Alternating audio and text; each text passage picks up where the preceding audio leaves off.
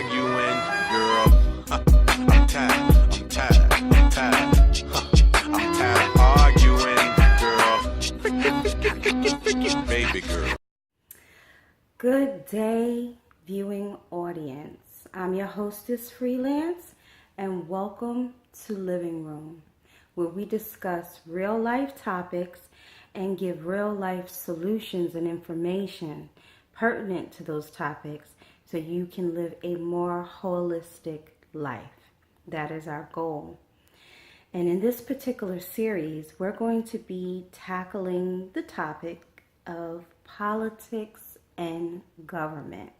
As you all know, we just had a presidential election this year.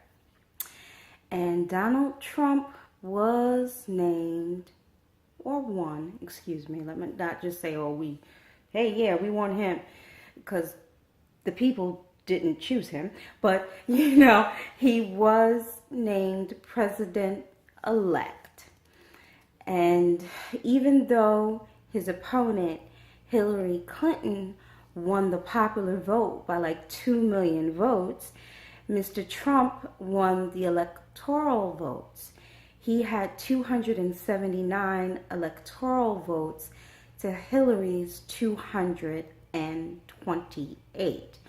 But he doesn't get sworn in just yet. Nope. What a lot of people are unaware of is the fact that there is another cast of votes by the electors which occurs on December 19th, and that these votes are really the deciding factor in the presidency. So after December 19th, we are going to see if Trump actually maintains his win. Or maybe he'll maintain his win, and then in January, after he's sworn in, they'll just move to impeach him. And the reason why I'm speaking in these particular terms regarding his presidential election is because there is a lot of talk via mainstream media that the electors come December 19th will not vote for him.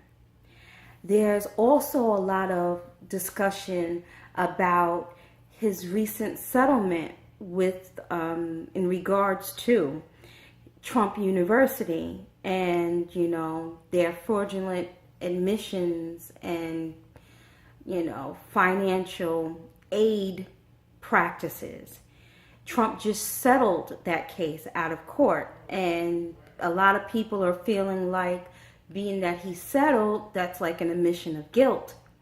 So there was talk about him, once he's sworn in, being impeached. And then we cannot forget this case that is supposed to be coming up toward the latter part of December this year regarding the child rape charges that were brought against him. So we have all of these things going on, and we're not exactly sure, even though this is the president-elect, if he will actually be sworn in or if he'll be impeached after he's sworn in. And what does that mean for us? Will they try and bring Hillary back in off the back burner? And how can they? Because she already conceded. And who is this electoral college? And who gave them all of this power to upset the public and say, no, we know you chose Hillary, but we're going with Trump? I think this is really important information that the general population really needs to be informed of. So I know that we have a lot of terrain to cover, and there are going to be many episodes to series 1. But what we're going to delve into is we're going to discuss the structure of government, from municipality to state to federal. We are going to learn about the Electoral College. we are going to learn about special interest groups, political parties, and the actual forming in historical context of this nation, of the United States of America. Especially for my community, this information is very important.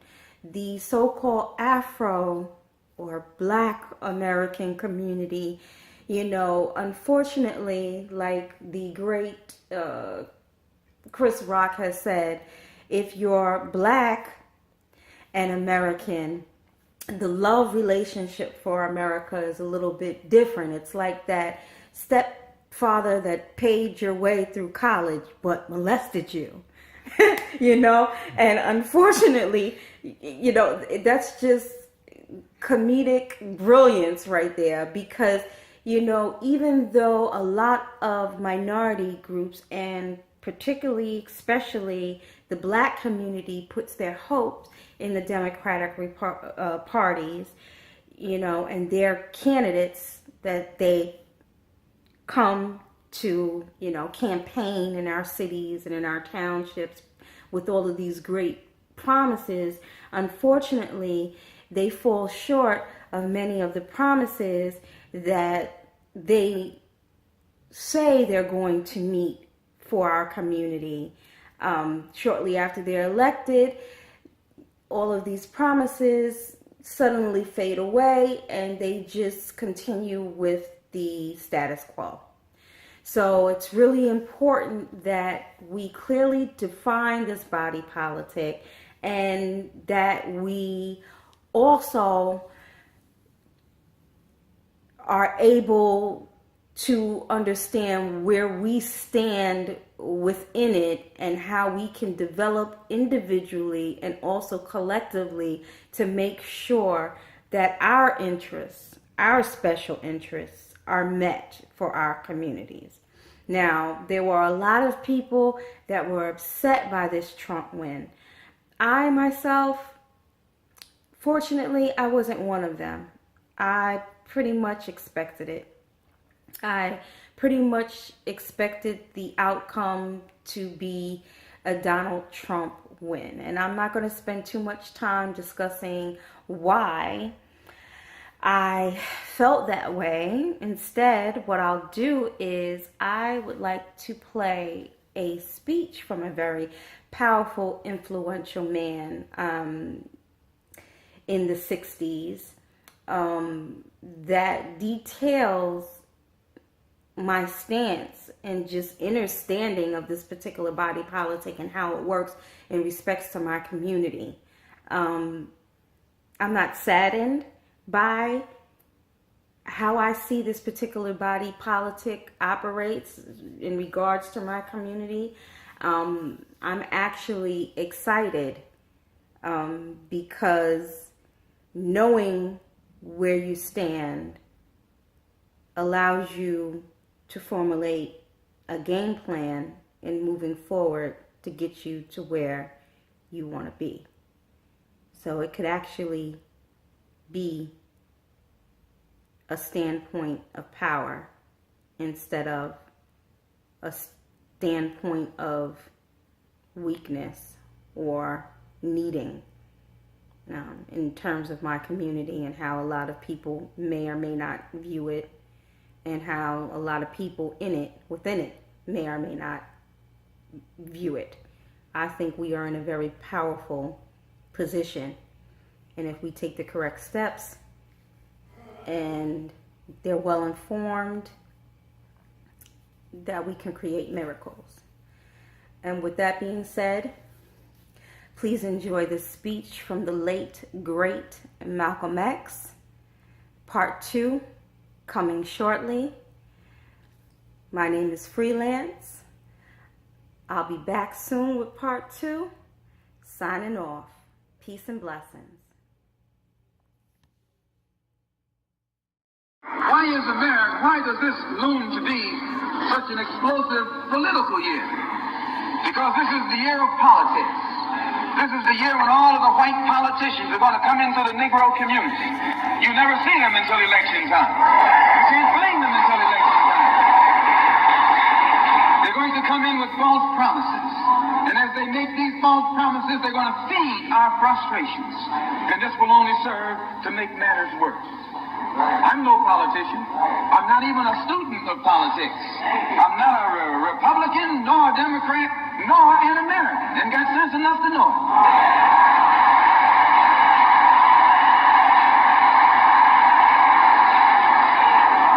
I'm one of the 22 million black victims of the Democrats. One of the 22 million black victims of the Republicans, and one of the 22 million black victims of Americanism.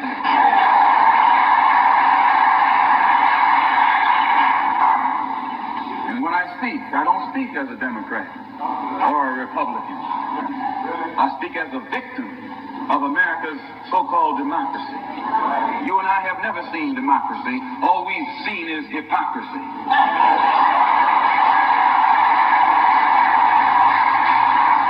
When we open our eyes today and look around America, we see America not through the eyes of someone who has enjoyed the fruits of Americanism. We see America through the eyes of someone who has been the victim of Americanism. We don't see any American dream. We've experienced only the American nightmare. We haven't benefited from America's democracy. We've only suffered from America's hypocrisy. And the generation that's coming up now can see it and are not afraid to say it. If you go to jail, so what? If you're black, you were born in jail.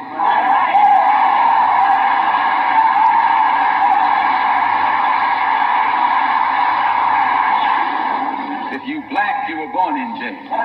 In the North as well as the South. Stop talking about the South. As long as you're south of the Canadian border, you're South.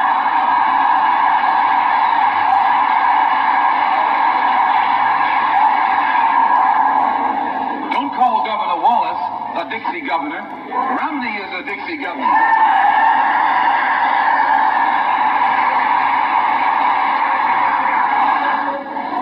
22 million black victims of Americanism are waking up, and they're gaining a new political consciousness, becoming politically mature.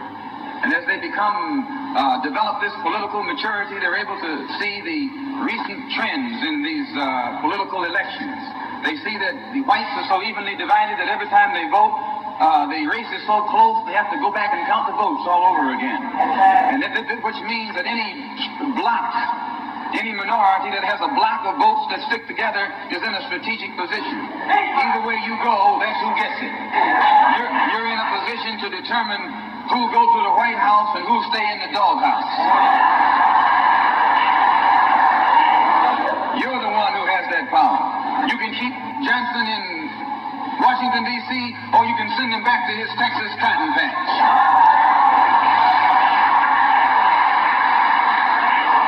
You're the one who sent Kennedy to Washington. You're the one who put the present Democratic administration in Washington, D.C. The whites were evenly divided. It was the fact that you threw 80% of your votes behind the Democrats that put the Democrats in the White House. When you see this, you can see that the Negro vote is the key factor. And despite the fact that you are in a position to be the determining factor, what do you get out of it? The Democrats have been in Washington, D.C. only because of the Negro vote. They've been down there 4 years. And all other legislation they wanted to bring up, they brought it up and gotten it out of the way, and now they bring up you. And now they bring up you. You put them first, and they put you last. Because you're a chump.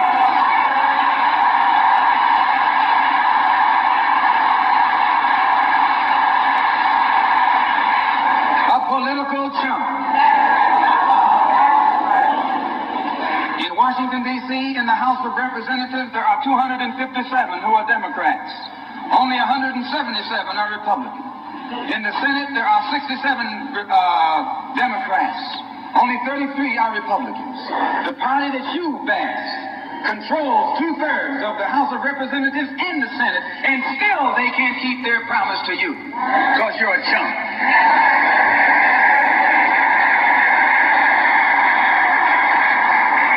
Anytime you throw your weight behind a a political party that controls 2/3 of the government, and that party can't keep the promise that it made to you during election time, and you are dumb enough to walk around continuing to identify yourself with that party, you're not only a chump, but you're a traitor to your race.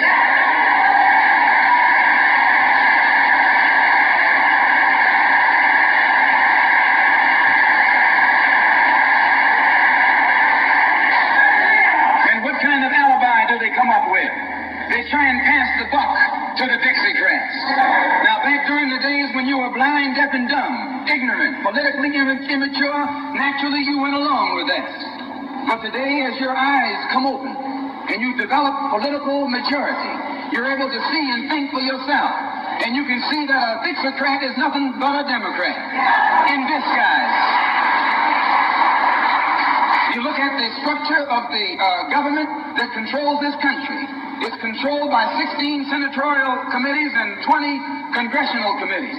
Of the 16 senatorial committees that run the government, 10 of them are in the hands of Southern segregationists. Of the 20 congressional committees that run the government, 12 of them are in the hands of Southern segregationists. And they're going to tell you and me that the South lost the war.